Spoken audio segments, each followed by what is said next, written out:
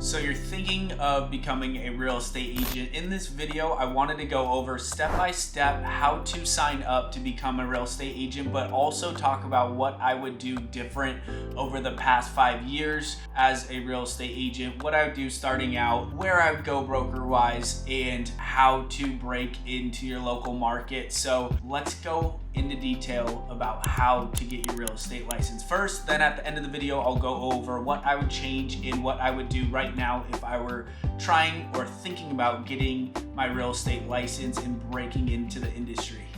All right, guys, so real quick, I want to run you through how to start getting your real estate license and what courses to take and what to do afterwards. So real quick, what I would do, how to get your real estate license in California. And you got to remember, each state is different with criteria. I know for California, it's 135 hours of pre-courses that you need to take before you're able to take the state exam.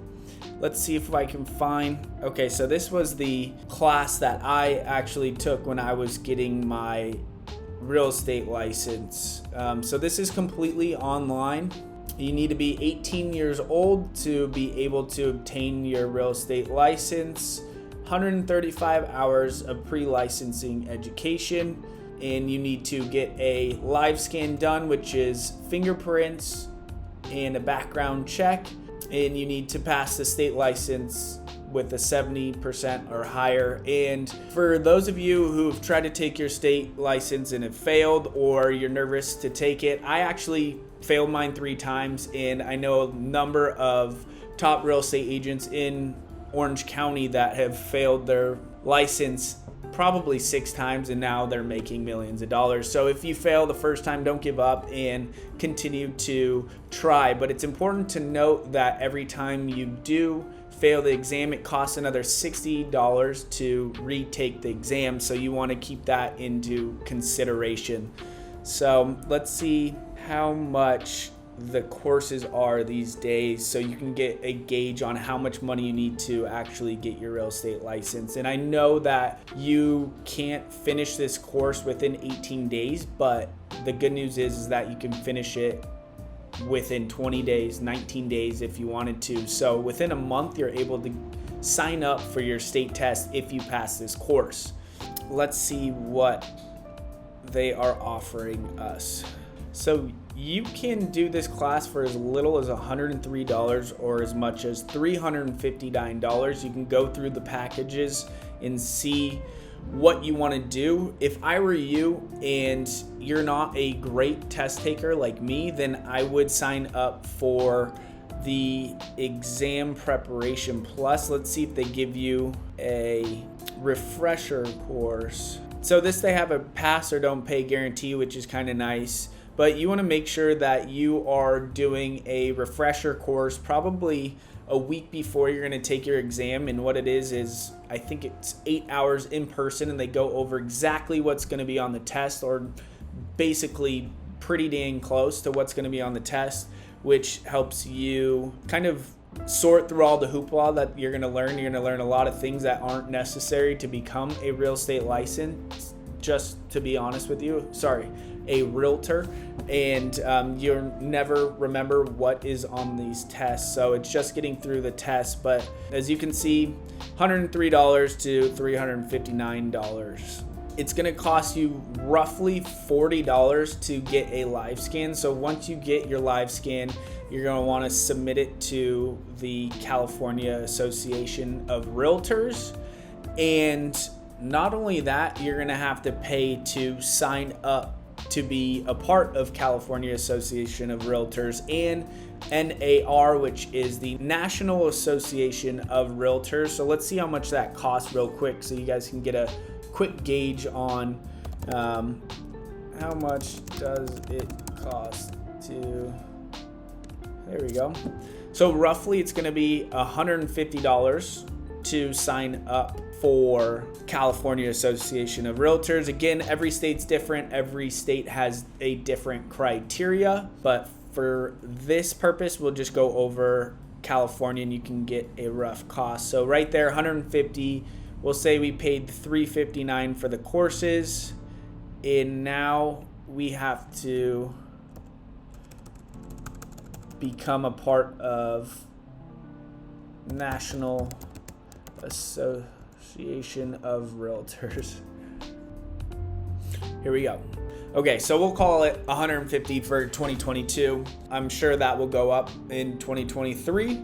But another thing you want to remember is that you still have to pay I believe it's $20 a month for a lockbox. So on your smartphone, I think every state kind of does it differently, but here we use a lockbox, and as a realtor, you have a key, which is an app that unlocks the lockboxes to the houses that are for sale. So the listing agent doesn't have to be there, and you can show your clients, obviously, after you talk to the selling agent or the listing agent. So you will have to pay $20 a month for your Supra key. And another fee that you will have to pay for is being a part of a brokerage. So let's get into that real quick. All right, guys, so once you've signed up for your classes and you've passed your state license test, now you need to find out where you're gonna hang your license and which brokerage is the best fit for you. So real quick, you wanna make sure that when you're looking for a brokerage to go to, you wanna make sure A, you mesh with the people, B, you wanna see what they provide. So it's important that your brokerage has a marketing department and sometimes a transaction coordinator that can help you handle the files, whether you're paying a little extra for those transaction coordinators or you at least have someone in the office to direct you to help you with your files. But the most important thing, I think, is when you're getting started is to become a part of a brand that's in your local neighborhood that everyone knows about, whether it's a small brokerage or a big box brokerage like Remax, or a just local brokerage that people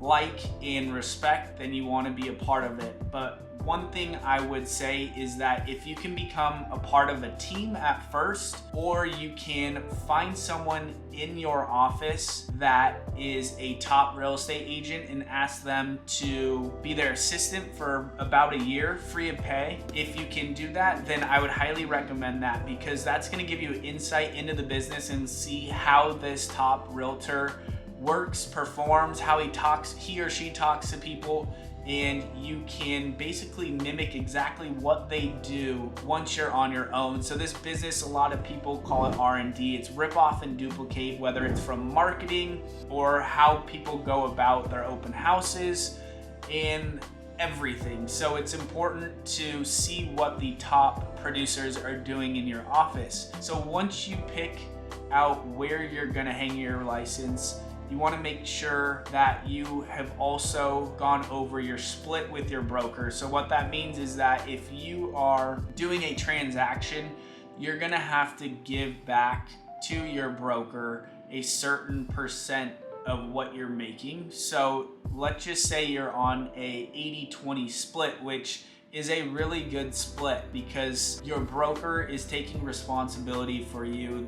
They are liable for you just in case you get sued, and they are the face of basically your business that you're trying to run under their umbrella. But 80% of the transaction will go to you, and 20% of the transaction earnings will go to your broker. And just so you know, at least here in California or my local spot in Orange County, typically the seller and buyer's agent get 2.5%. Sometimes it's 3%, sometimes it's 2%. It just depends on what side you're on of the deal and what the realtor has negotiated with the seller, because you're gonna get paid by the seller if you're bringing the buyer, and obviously if you're the one selling the house, if you're the listing agent, you're the one negotiating with that seller what you are getting paid, as well as whoever brings that buyer. Hopefully you're double ending it. But let's get into it real quick. So what I would change if I were just getting into the business, I would stay with a mentor longer. So I think I actually did it right. So my first year in the business, I worked for a top real estate agent and basically was his assistant, and I got to see the ins and outs of the business and how hard he worked and how he interacted with people at open houses, how he talked on the phone, what his marketing was like, and I felt like that gave me a huge head start compared to other people who just got into the business trying to sell homes and didn't know what to do, because there's so much you can do and it's almost overwhelming when you're trying to get started because you want to make a dollar so bad. Then you're trying to figure out how to break in, and it's obviously super competitive everywhere. But I think if you can either shadow, work for free, whatever, find that top agent in your brokerage and just ask them, pull them aside, and let them know that you want to be successful and you want to do well in the business and you want to learn from them. So you might run into a couple agents who think they're too good or don't have time for you, and that's okay because they are doing their own thing. But don't stop if one agent denies you and says no. Another tip is if you're in the office a lot, it's very good because you can hear other agents talk to their clients or see what they're doing day to day to try to get new clients, whether it's cold calling, sending out mailers, or just handling a deal, handling an escrow. I think that's huge because if you're around it, you'll subconsciously hear other people talk and you'll kind of eavesdrop on their conversations if you can a little bit. So another quick tip, something I would have done differently when getting into the business was I would start door knocking a lot more than I did when I first got started. So I would say the first year I was terrified of door knocking. The second year I started door knocking, I started seeing results. So if you can, start door knocking, whether just with your business card or you have your marketing department put together a little piece for you. And you can always ask your broker too, if you can basically ask if you could put one of his or her sales on a postcard and claim the sale. So it gives you a little bit of credibility, but that's something you need to ask your broker. Number 3 or number 4, I would do more open houses. This gives you great exposure. Again, if you're brand new, ask your broker or ask agents in your office who do a lot of business if you can do open houses for them. It doesn't matter what day of the week it is. Get your signs ready, get your own marketing ready. It'll help you get your name into the community once you have those open house signs up all over, and people will start seeing your name consistently. So that's another thing, another little tip. I would be way more consistent than I was, whether it's with mailers, open houses, or anything in this business. You need to be extremely consistent and it's non-stop. So I hope going over these little tips helped you at least a little bit. If you have any questions, feel free to leave a comment, and please subscribe to my channel. I will give you a little bit of inside scoop on what I'm doing and what I would do differently as a realtor, and bring you guys along in my investing journey, whether it's Airbnb or Section 8 rentals that I want to invest in. I will show you guys. So thank you so much for watching, and I'll see you in the next video.